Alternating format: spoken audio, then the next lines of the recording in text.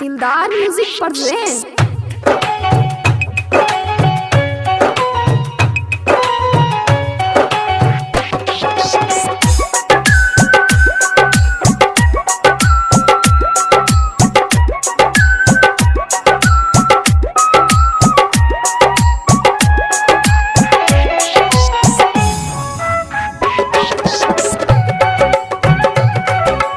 Music by DJ Umesh, Shukipur बाजार।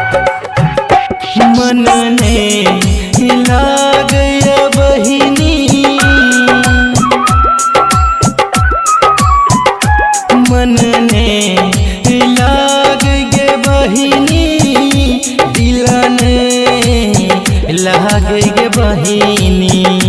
हमरो सतावे बीतल बात गे ना, गेल राखी के दीन गेना, गेल भाई बहिनक पावन गेना।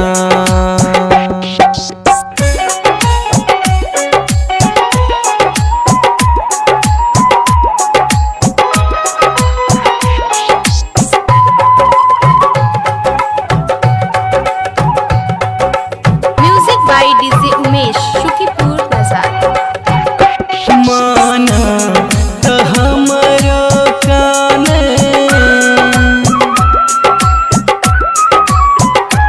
माना तो हमरो कान, दिल ने हमरो माने। कोना हम बिसरबे अपन बहिनिया के गेना, असल भाई तुहर विदेश में गेना। कोना हम भूलबे छोटकी बहिनिया के गेना।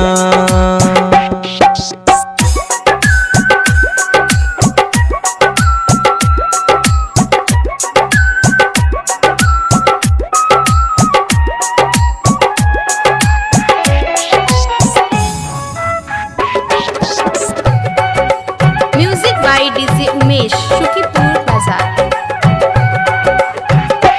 विदेश में मन काने,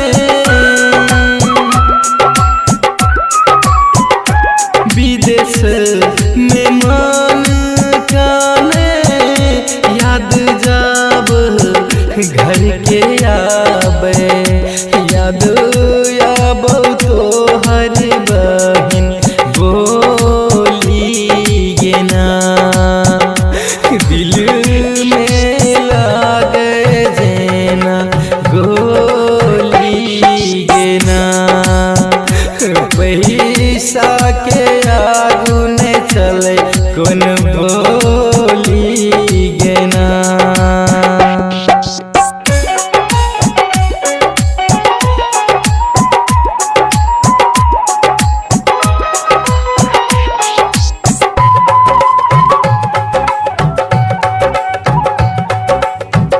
बाय डीजे उमेश, शुकीपुर बाजार।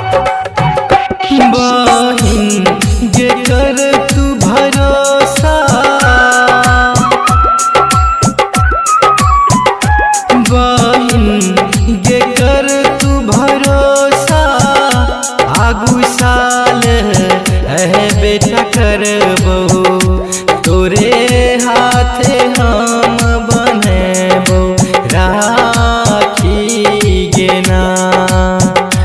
बुझले न भाई के मजबूरी गेना, विदेश में फसल छो तोहर भैया गेना।